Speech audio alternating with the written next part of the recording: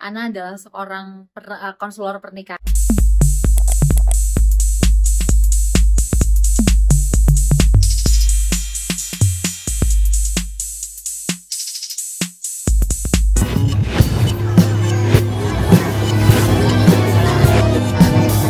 Ngajak hari ini nih, agendanya apa aja? Hari ini pressconnya Jangan Salahkan Aku Selingkuh, WeTV Original Series yang akan tayang di WeTV tanggal 27 September tahun ini, bulan ini segera pokoknya. Gimana sih lihat peran lu di sini? Apalagi Eh, di sini kan series ya. ya, Gimana? jadi di series ini aku berperan sebagai Ana.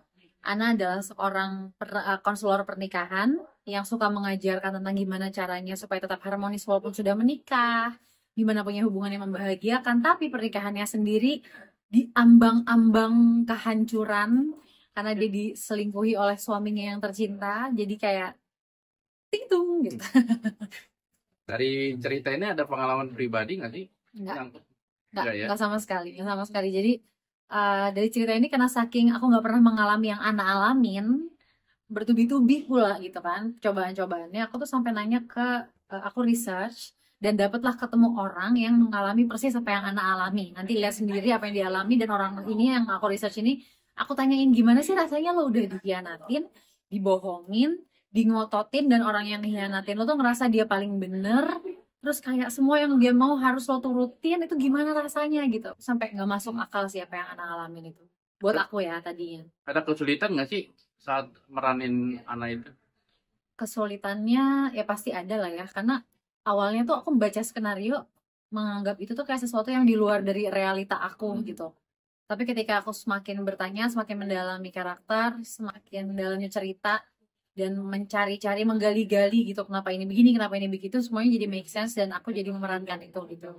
Ada temen nggak sih yang kayak seperti gitu, punya pengalaman seperti itu, tapi dia Bilang tadi, curhat sama oh ajak. kalau curhat nggak, cuman kalau misalnya yang tadi aku cerita itu dia, aku tanya-tanya dan dia ceritain. Gimana lihat film ini, cerita film ini jadi pelajaran untuk kamu atau gimana sih? Ini ceritanya luar biasa banget ya. Luar biasa, sangat kayak roller coaster gitu.